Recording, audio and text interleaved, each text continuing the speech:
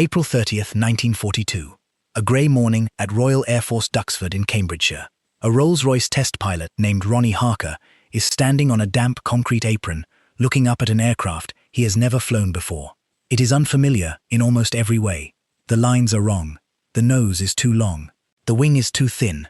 The radiator scoop sits in the wrong place, slung underneath the belly like an afterthought.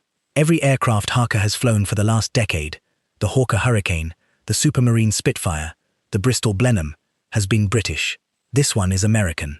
It has come across the Atlantic by ship in pieces, in a wooden crate stamped with the address of an aircraft factory in Inglewood, California, a place Harker has never been to and cannot quite picture. The men who built this machine have never met a Royal Air Force pilot.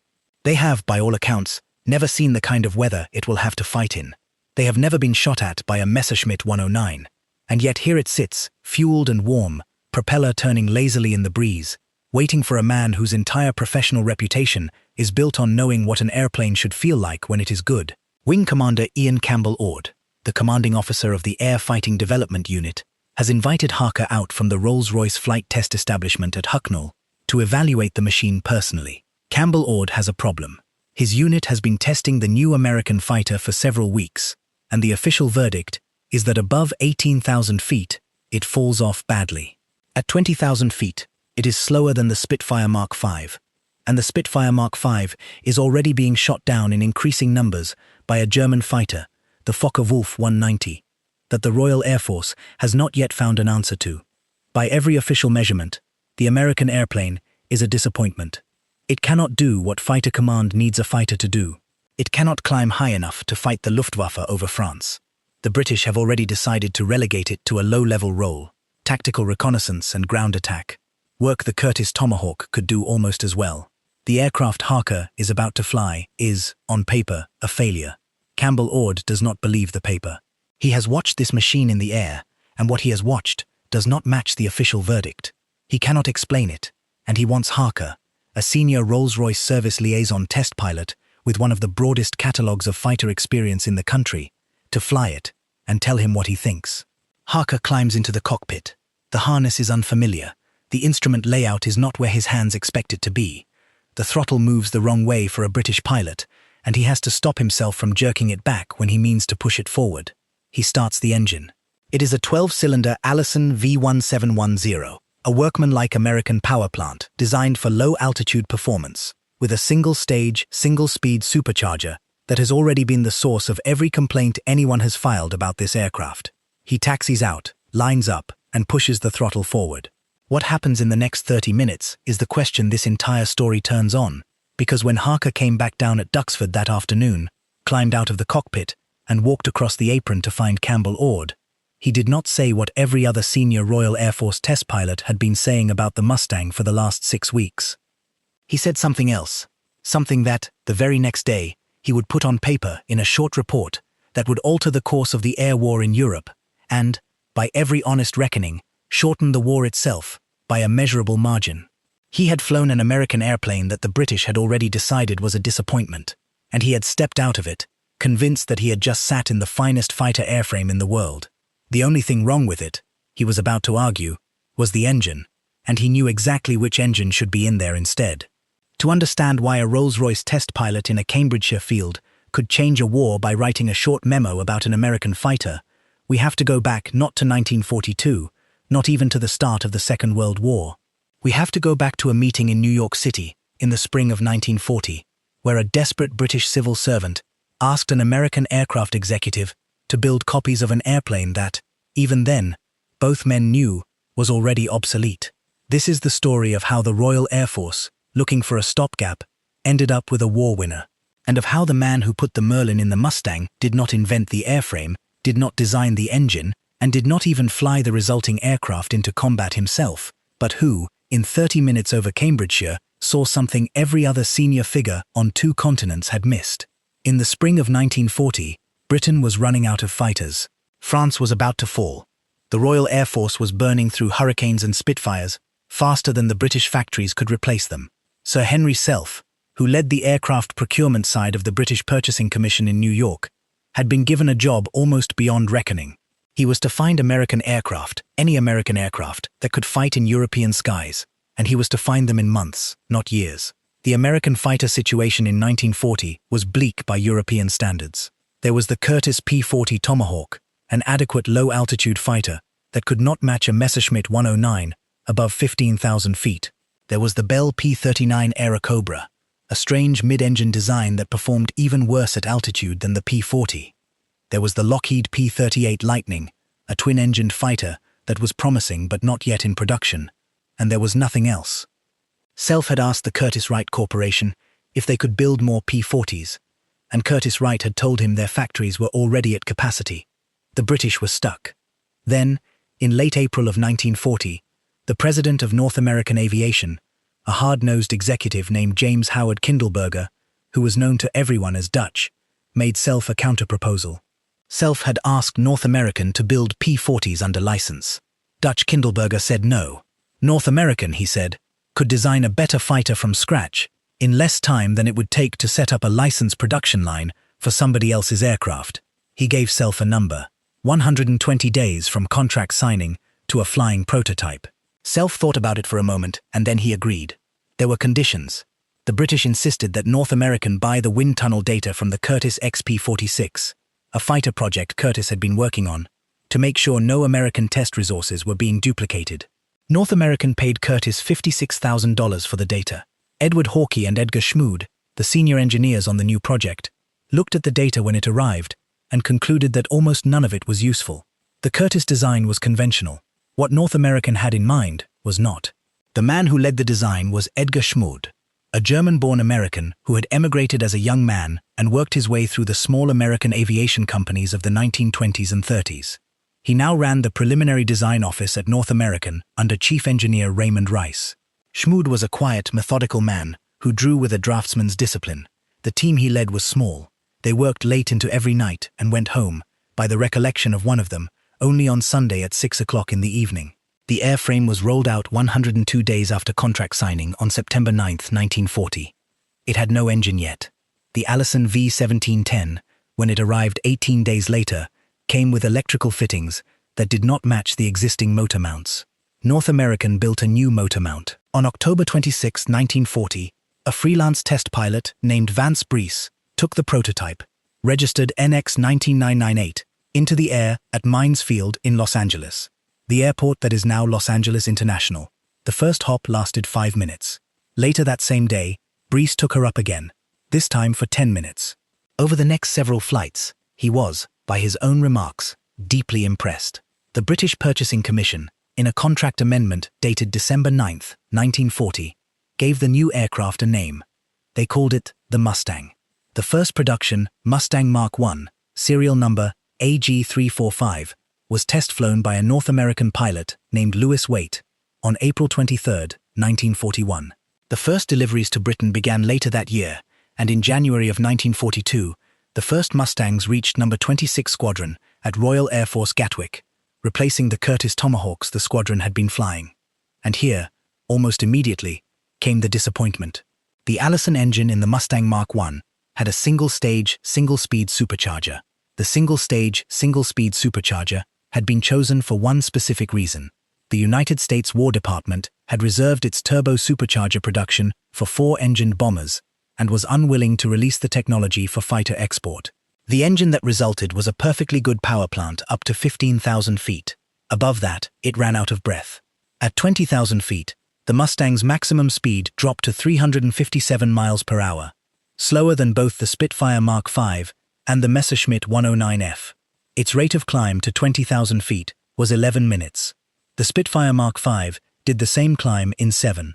By every measurement that mattered for the air war over occupied Europe, the Mustang was a second-tier aircraft. Royal Air Force Fighter Command did not want it. The Mustangs were sent instead to Army Cooperation Command, a backwater outfit responsible for low-level reconnaissance, photo roams, and ground attack. They flew their first operational sortie on May 10, 1942, when Flying Officer G.N. Dawson of No. 26 Squadron took off from Gatwick and shot up a goods train near Burke on the French coast. It was, by any honest reckoning, exactly the kind of mission a Tomahawk could have flown, and a Tomahawk had been flying. The Royal Air Force had ordered an airplane to win a war, and what it had got was an airplane to strafe trucks. What no one in the official chain of command yet understood was that the airframe under that Allison engine was a generational leap. It was not just incrementally better than the Tomahawk. It was the first fighter in history to use a laminar flow wing, an airfoil section developed jointly by North American and the National Advisory Committee for Aeronautics. The laminar flow wing produced dramatically less drag at high speed than any conventional wing then flying. The fuselage was lofted using mathematical conic sections, one of the first aircraft in the world to be designed that way, and the resulting shape was so smooth that air slid over it almost without resistance. The radiator was tucked under the belly in a duct that, by a piece of unintentional genius, exploited what aerodynamicists call the Meredith effect. The heated air leaving the radiator actually produced a small amount of jet thrust. The Mustang carried roughly 180 US gallons of fuel internally in 2 wing tanks, where the Spitfire carried less than 100 imperial gallons. By every aerodynamic measure that did not depend on the engine, the Mustang was years ahead of every other piston fighter in the world. The Royal Air Force was using it to shoot at trains. In April of 1942, the Air Fighting Development Unit at Duxford received a Mustang Mark I, serial AG422, for high-altitude evaluation. Wing Commander Ian Campbell Ord, the unit's commanding officer, watched the test reports come in and saw exactly what every other Royal Air Force officer had seen. Above 18,000 feet, the aircraft was disappointing. Below 15,000 feet, it was extraordinary. At 5,000 feet, it was 30 miles per hour faster than a Spitfire Mark V-C. At 15,000 feet, it was 35 miles per hour faster than the same Spitfire. Despite the Spitfire having a more powerful engine, there was something fundamental about the airframe that no one at the Air Ministry seemed to be paying attention to. Campbell Ord had been a fighter pilot in his earlier career, and he had a feel for an airplane that paper engineers do not always have. He looked at the Mustang sitting on his apron at Duxford, and what he saw was not a failed fighter, but a magnificent aircraft with the wrong engine. He picked up the telephone and called Hucknall, the Rolls-Royce flight test establishment, and asked for Ronnie Harker. Ronnie Harker was 32 years old, of 1942. He had been flying for Rolls-Royce since the early 1930s, and he had spent the previous 3 years as a senior service liaison test pilot, the man Rolls-Royce sent out to Royal Air Force squadrons to evaluate new aircraft and decide whether the company's engines could improve them.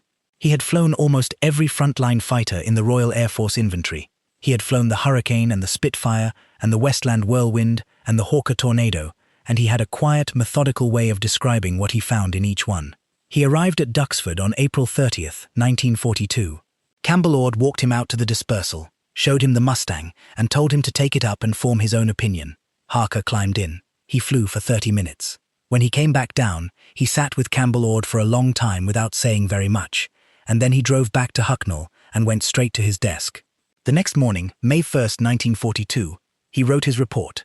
In it, Harker wrote that the Mustang appeared to him to be a formidable low and medium altitude fighter, and that with a powerful engine, specifically the Rolls-Royce Merlin 61, then being prepared for the new Spitfire Mark IX, its performance could be outstanding. He noted, on the basis of his own flight, that the Mustang was 35 miles per hour faster than the Spitfire Mark V, at roughly the same engine power, and he made one factual error in the report. He ascribed the design to a former Messerschmitt engineer, when in fact, Edgar Schmood had never worked for Messerschmitt. Schmood had spent his early career with Fokker and General Aviation in the United States, and had never set foot in a German fighter design office in his life. The error did not matter. What mattered was the recommendation. Harker, having flown the aircraft for 30 minutes, was telling Rolls-Royce that an American airframe currently being used to strafe trains in northern France could, with the right engine, become the finest fighter in the world. Harker was not a senior figure. He had no formal authority to recommend anything to anyone. He was a test pilot, writing an internal company memo, but he had picked up the telephone before he wrote that memo, and he had called a man named Ray Dorey, the head of the Rolls-Royce Experimental Flight Test Division at Hucknall, and asked him a simple question. How quickly could a Merlin 61 be fitted into a Mustang airframe? Dorey, within 48 hours, had taken the question to Ernest Hives, the head of Rolls-Royce, who took it to Air Chief Marshal Sir Wilfrid Freeman, then serving as Vice Chief of the Air Staff. By May 13th, less than 2 weeks after Harker's flight, an Air Ministry meeting had authorized the conversion. 5 Mustang airframes were to be sent to Hucknall. Rolls-Royce was to fit them with Merlin engines. The whole project, for security reasons, was given the unrevealing designation Mustang X. If you served, or if your father or grandfather served in the Royal Air Force, the Royal Canadian Air Force, the Royal Australian Air Force, or in any of the Commonwealth flying services during the Second World War, I would be honored if you left their unit and station in the comments. The men who flew these machines, the ground crews who kept them running through Cambridgeshire winters, the riggers and the armourers and the radio mechanics, they are the people whose hands actually wrote this history. The records preserve some of them. Many more are remembered only by their families. Every comment that names one of them keeps a piece of that record alive a little longer. Rolls-Royce, in the spring of 1942, had every reason to say no. The Merlin engine was the most strategically important piece of British industrial output of the entire war. Every Merlin that came off the production lines was already promised to a Spitfire, a Lancaster bomber, a Mosquito, a Beaufighter, a Halifax. There was quite literally no spare engine capacity. The Air Ministry's first instinct, when Harker's recommendation reached it, was to refuse. The Merlin 61s were earmarked for the new Spitfire Mark IX, which was urgently needed to deal with the Fokker-Wulf 190. Diverting Merlins to an American airframe seemed at first like robbing the home defense to subsidize a foreign experiment. What overcame the Air Ministry's resistance was a combination of two things. First, Sir Wilfrid Freeman, who had championed the de Havilland Mosquito against Air Ministry resistance and is by some serious historians regarded as the most consequential British air official of the entire war, threw his political weight behind the project. Second, an American military attaché in London, Colonel Thomas Hitchcock, heard about the proposal and saw immediately what it meant for the United States Army Air Forces. He sent word back to Washington. General Henry Arnold, the commander of the United States Army Air Forces, became personally interested. The British project to put a British engine in an American airframe acquired American sponsors, which made it politically impossible to kill quietly. The conversion work began at Hucknall in June of 1942.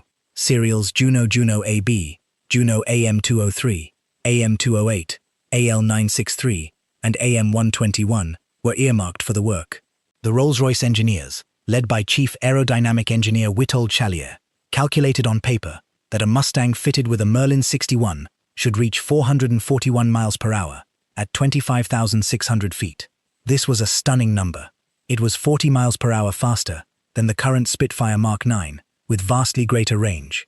The first conversion, AL975, was actually fitted with a Merlin 65, rather than the high-altitude Merlin 61, partly because the Merlin 65 was identical to the engine going into the Spitfire Mark IX, and would allow a closer comparison.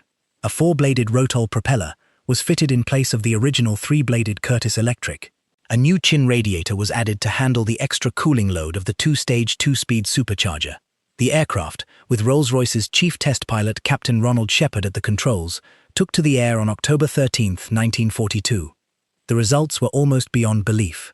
By November, the Mustang X A2V8 was reaching 433 miles per hour at 22,000 feet. AL975 reached an absolute ceiling of 40,600 feet, an altitude no Mustang Mark I had ever come close to. The high-altitude performance, the thing the Allison-engined Mustang had been mocked for, was now better than the Spitfires. The aircraft could to 20,000 feet in roughly half the time Mark I had needed. Pilots who flew the converted aircraft came down speaking the way Ronnie Harker had spoken in April, with a kind of stunned restraint, as if the words for what they had just experienced were not quite available to them. The Royal Air Force test reports from Hucknall and from Boscombe Down, the aeroplane and armament experimental establishment, used dry, careful, professional language, but the numbers were unmistakable. The Mustang, with a Merlin in it, was the fastest piston-engined fighter in the world. It was faster than anything the Germans had. It was faster than anything the Americans had. It was, by a measurable margin, faster than the Spitfire, whose engine it was now sharing. And here is where the second piece of the story has to be understood. The British did not have the industrial capacity to mass-produce Merlin-powered Mustangs. Rolls-Royce's Merlin lines were saturated. Even after the conversion proved itself, only 25 Mustang X's were ever built in Britain. The breakthrough that Harker had identified, that Campbell Ord had championed, that Sir Wilfrid Freeman had pushed through the Air Ministry, was going to have to be built somewhere else, by someone else, on a different scale entirely. That somewhere else was the Packard Motor Car Company in Detroit, Michigan.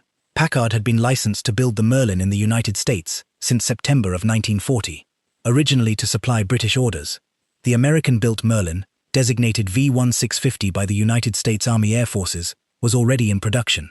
North American Aviation, alerted to the British conversion through Lieutenant Colonel Hitchcock's reports, had begun parallel work on its own Merlin Mustang in the summer of 1942. On July 25, 1942, North American was authorized to convert 2 airframes from the existing P-51 Mustang line to take Packard-built Merlins. The conversion was given the company designation NA-101, and the Army designation, originally XP-78, was changed to XP-51B by mid-October.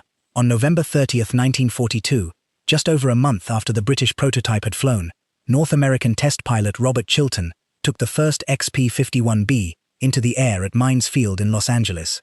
Chilton, on his first flight, did not bother with the usual sequence of low-speed handling checks.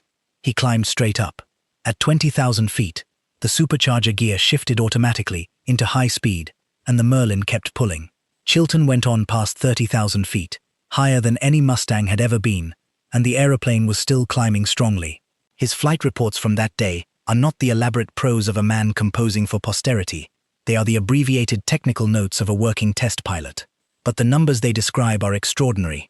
The XP-51B reached a level top speed of 441 miles per hour at 29,800 feet, more than 100 miles per hour faster than the Allison-engined Mustang at the same altitude. Its rate of climb at every altitude had roughly doubled. In August of 1942, even before any Merlin-powered Mustang had flown, the United States Army Air Forces had ordered 400 P-51Bs on the strength of North American's projected performance figures. After Chilton's flight, the order was expanded to 2,200. By 1944, the Mustang was being built at 2 plants, Inglewood in California and a new facility at Dallas in Texas, on a scale that no British factory could have matched. The first Merlin Mustangs to reach a combat unit went not to the 8th Air Force, the Heavy Bomber Force, but to the 9th Air Force, the Tactical Air Force. They were issued to the 354th Fighter Group, which arrived at Royal Air Force Boxted in November of 1943, and flew its first combat mission on December 1, 1943, under the operational control of 8th Fighter Command. The Royal Air Force, designating the new aircraft the Mustang Mark III, received its first deliveries in late December of that year, with No. 65 Squadron at Gravesend the initial recipient. No. 19 and No. 12, 2 squadrons, followed in early 44, the 3 squadrons forming 122 Wing of Fighter Command. The Mustang's primary mission, almost from the moment it became available in numbers, was long-range bomber escort. Until the Merlin Mustang appeared, the 8th Air Force's daylight bombing campaign over Germany had been crippled by losses. The Boeing B-17 and consolidated B-24 bombers, which had been advertised as capable of defending themselves against fighters with their massed defensive guns, had proved unable to do anything of the sort. Unescorted raids on the German aircraft industry, in particular the costly attacks on the ball-bearing plants at Schweinfurt, had laid the doctrine bare. On August 17, 1943, the combined Schweinfurt-Regensburg strike sent 376 bombers into Germany and lost 60 of them outright, roughly 16% of the force. On October 14, 1943, the second Schweinfurt raid, the day American crews would call Black Thursday, sent 291 bombers and lost 60 more in the air, with another 17 written off after they returned. Effective losses on Black Thursday approached 1 in 4. No Air Force in history had been able to absorb such losses for long. The bombers needed escorts, and no existing fighter, the Lockheed P-38 Lightning, the Republic P-47 Thunderbolt, the British Spitfire, had the range to escort them all the way to a target deep inside Germany and back. The Merlin Mustang did. With external drop tanks, it could fly to Berlin, fight, and return. With the addition of an extra 85-gallon fuel tank fitted behind the pilot's seat, and with the larger 108-gallon drop tanks that came in alongside it, the combat radius pushed past 800 miles. By the spring of 1944, 8th Air Force bombers were being escorted all the way to the most distant German targets and back. The German fighter force, which had been the principal threat to the daylight bombing campaign, began to take losses it could not replace. The men who flew the Mustang in this role have left some of the most direct and unguarded testimony in the entire literature of air combat. Brigadier General Tommy Hayes, then a fighter pilot with the 357th Fighter Group, said the Merlin Mustang had the 3 qualities you needed if you were going to escort bombers to Berlin: range, range, and range. Colonel Clarence Bud Anderson, one of the highest-scoring American Mustang aces, wrote in his memoirs, that the aeroplane went, in his exact word, like hell, because the Merlin had what he called great gobs of power, and was equally at home, high or low, thanks to its two-stage, two-speed supercharger. The Royal Air Force pilots who transitioned from Spitfires to Mustangs in 1944 gave it the particular kind of compliment that British fighter pilots reserved for aircraft they actually trusted. They said it was honest. They said it told you what it was going to do before it did it. They said you could ride it through maneuvers that the Spitfire would not survive, and that it would still be there underneath you when you came out the other side. But the question that opened this story has not yet been answered. Why was it Ronnie Harker, in a single 30-minute flight, who saw what no one else had seen? The answer is that other people had seen pieces of it. Royal Air Force pilots who flew the American Mustang knew it was a remarkable aeroplane below 15,000 feet. Engineers at North American Aviation knew the airframe was years ahead of its competition. Even within the United States Army Air Forces, the idea of pairing the Mustang airframe with a higher altitude engine had been discussed before the British conversion flew. The idea that the Mustang might benefit from a better engine was not unique to Harker. What Harker did that no one else did in the spring of 1942 was to act on it within 48 hours, to telephone the head of the Rolls-Royce Experimental Division before he had even finished writing his report, and to push a recommendation through political resistance that could easily have killed it. He was not the first person to think it. He was the first person to make it happen. His report did not contain a single new idea. It contained a single old idea, expressed with sufficient urgency that the institutional friction that usually stops good ideas from becoming hardware was, in this one case, overcome. This is also the reason why a great deal of the official British post-war literature on the Mustang understates Harker's role. He was not a senior officer. He did not write a doctrinal treatise. He flew a borrowed aeroplane for 30 minutes and wrote a short report. By the standards of military bureaucracies, this is not the kind of contribution that generates monuments. He received an OBE late in his career. He retired to New Zealand, where he spent his remaining years fishing and flying. He took his last flight in a Mustang in New Zealand in 1997, at the age of 88. He died, by the obituaries, content with what he had done, and he did not, by the recollection of those who knew him, feel that he had been overlooked. He was not the kind of man who needed his name on the airplane. There is, in the Rolls-Royce internal correspondence from the second half of 1942, a curious subcurrent that historians of the period have noted. The conversion program at Hucknall was being run as if the war depended on it, but the urgency was not entirely shared by the Air Ministry, which continued, well into the autumn, to express reservations about diverting Merlin production from established British aircraft. The decision to proceed at scale required, as nearly all such decisions did in wartime Britain, a particular kind of senior official willing to take the political risk of being wrong. Sir Wilfrid Freeman was, by every account, that kind of official. He had championed the Mosquito against similar resistance, and he was prepared to do the same for the Mustang. Without him, the conversion might have remained a curiosity. With him, it became the basis of an industrial program. Across the Atlantic, the American end of the story had its own quiet politics. The United States Army Air Forces had, in the early years of the war, regarded the Mustang as a peripheral aircraft. It had been built for the British. It used a British engine after the conversion that the Army had no enthusiasm for. The American services were heavily invested in two other fighters, the Republic P-47 Thunderbolt and the Lockheed P-38 Lightning, and there was institutional resistance to admitting that an aircraft they had not asked for was about to outperform the aircraft they had. The man who broke through that resistance, on the American side, was Lieutenant Colonel Thomas Hitchcock, the assistant air attaché in London during the period he wrote the reports that mattered. Hitchcock was an unusual figure, even by the standards of wartime military attachés. He had been the greatest polo player of the interwar years, holding a 10-goal handicap for 18 of the 19 seasons he played, and he had social access at the highest levels of the United States government. He used that access in the spring of 1942 to send word back to Washington about what the British were doing at Hucknall. His reports reached General Arnold, who pushed the United States Army Air Forces to begin its own Merlin Mustang conversions in parallel. Hitchcock himself did not live to see the airplane prove itself in operational service. By 1944, he had been transferred from the embassy and assigned as Deputy Chief of Staff for the 9th Air Support Command, where one of his ongoing concerns was the longitudinal stability problem the P-51B had developed once the 85-gallon fuselage tank was filled. On April 18, 1944, Hitchcock was personally test driving a P-51B near Salisbury, in Wiltshire, when the aircraft suffered a catastrophic structural failure and broke up. He was 44 years old. The Mustang program owed him a debt that the Royal Air Force and the United States Army Air Forces both quietly recognized at the time, and that the official histories have, again, tended to underplay. The technical chain that connected Harker's flight to the eventual operational success of the Mustang ran through a succession of small institutional decisions, almost none of them dramatic in themselves.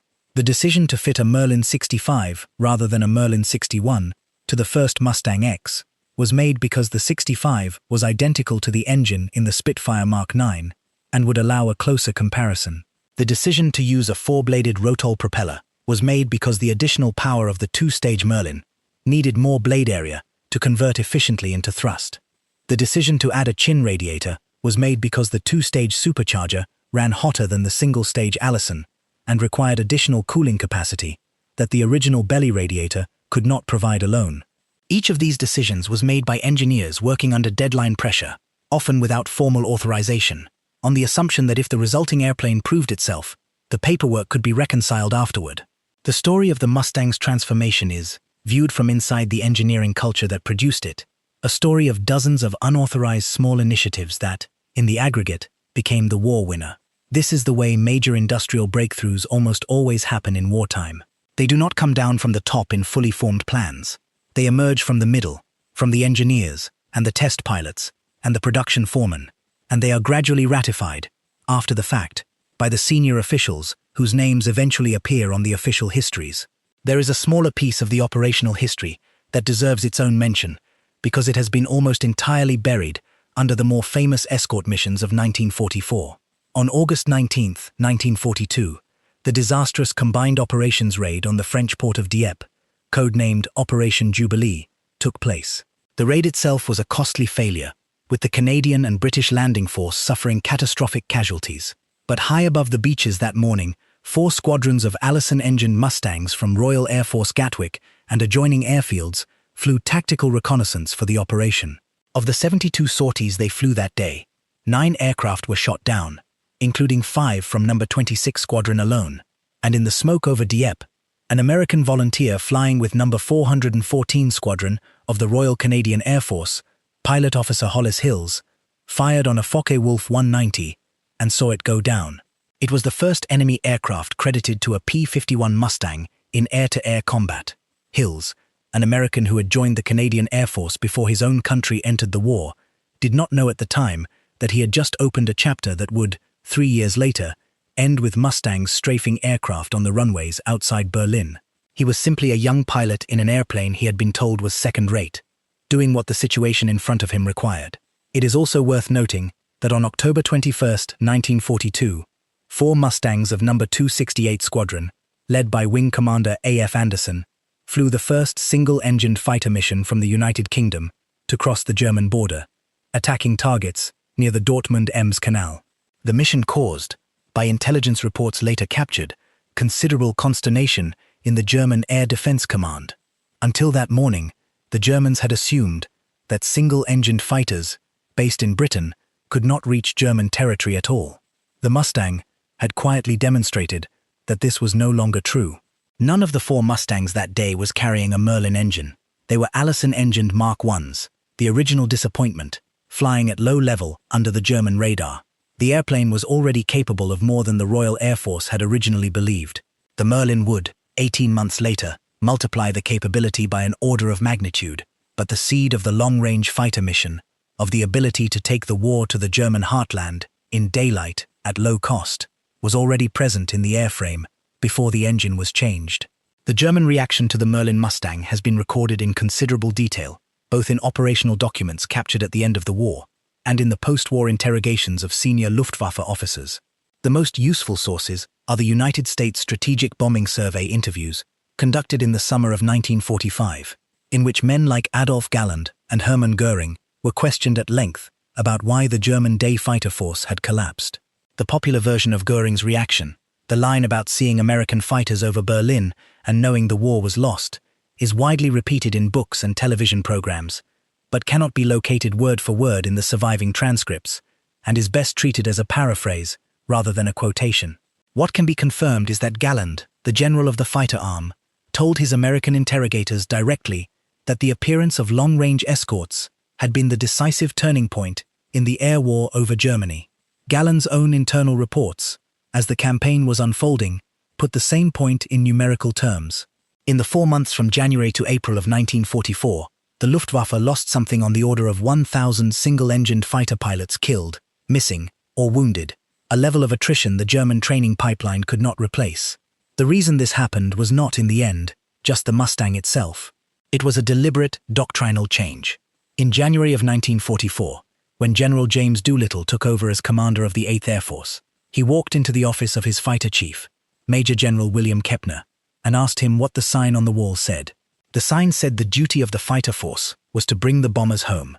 Doolittle told Kepner to take the sign down. The new sign, he said, was to read that the duty of the fighter force was to destroy the German Air Force. The Mustangs were no longer to fly fixed escort, tied to the bomber boxes and forbidden to leave them. They were to roam ahead, and to the flanks and behind, and to pursue the German fighters wherever they went, including down to the airfields where the Germans were taking off and landing. By D-Day, on June 6, 1944, the air over Normandy belonged almost completely to the Allies. The Mustang did not win that battle by itself. The Spitfire, the Thunderbolt, the Lightning, the Typhoon, all played their parts. But the Mustang was the airplane that made the daylight bombing campaign survivable. And the daylight bombing campaign, more than any other single instrument, was what bled the Luftwaffe pilot corps dry. The deeper irony of the story is one that Harker himself, in his quiet way, used to remark on in the years afterward. The airplane was American. The engine was British. The wing was a joint product of an American manufacturer and an American government research body, the National Advisory Committee for Aeronautics, the predecessor of NASA. The Packard engines that powered the production aircraft were licensed from Rolls-Royce and built in Detroit by an American car company that had, before the war, made luxury sedans for wealthy Americans. The propellers on the early Merlin Mustangs in American service were Hamilton Standard. The propellers on the British Mustang X conversions were Rotol. The drop tanks that gave the aircraft its escort range were a joint Anglo-American development. There was no single national contribution that made the Mustang what it became. There was a long chain of decisions taken by men in two countries who in most cases never met one another, and whose contributions were each individually small, and whose combination was the finest piston-engined fighter aircraft of the war. The Mustang was not, in any pure sense, an American airplane.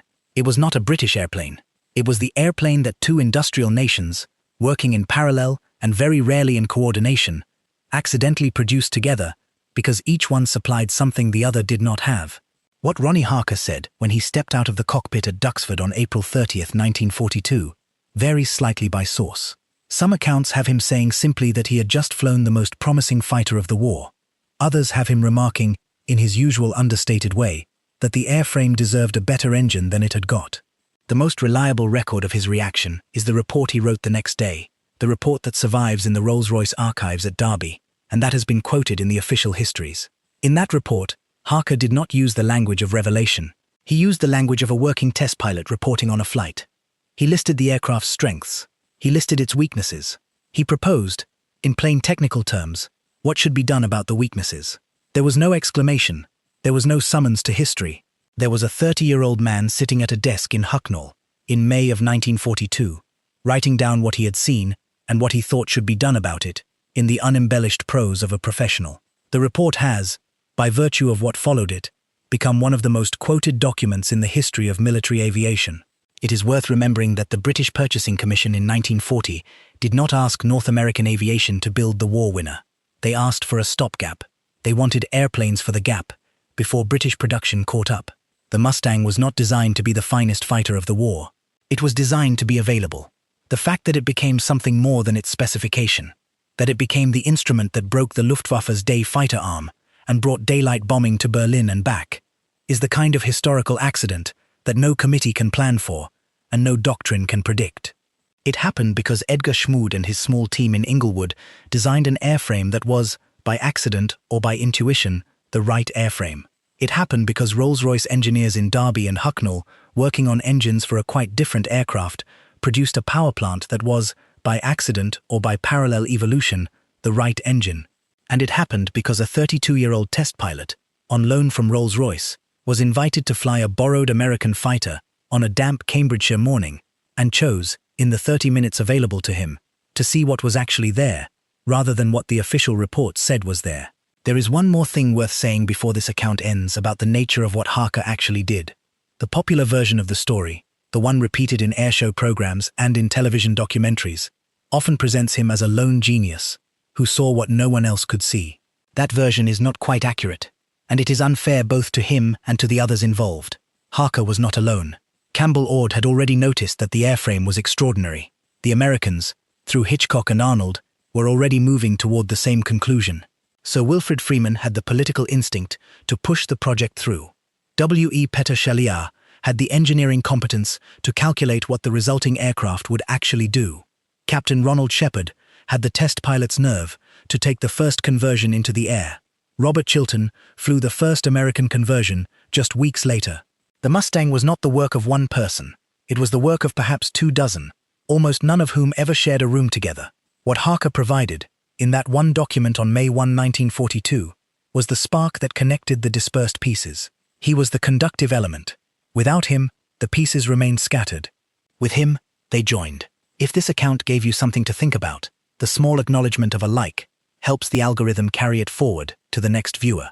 These are the stories that get drowned out by the more familiar names, by the great commanders and the great engagements, the men who designed the engines, the test pilots who flew the borrowed prototypes, the engineers who recalculated the supercharger gear ratios at 3 o'clock in the morning in a cold drawing office in Derby. They do not have their names on the museum aircraft. The airplanes carry the names of the manufacturers and the units that flew them, not the people who quietly, in offices and hangars on both sides of the Atlantic, made them what they were. To remember those people by name, where the records remember them, and by acknowledgement, where the records do not, is the only kind of preservation we can still offer. If you would like more of these stories, the ones about the men whose decisions actually moved the war, told with the names and the dates and the inconvenient details intact, then this channel is built for that. Subscribe to WWII Dark Legacy if you want the next installment. There are more of them. There always are. The history of the air war is full of moments like Harker's, where one person in one room on one ordinary afternoon made a decision that everyone afterward has had to live with. Most of them are not famous. Most of them died as quietly as they had lived. They flew, they wrote, they argued, they pushed an idea through, and then they went home and made tea and read the paper, and never once told the story afterward as though they had been important. They were important. We just have to do the work of remembering it for them.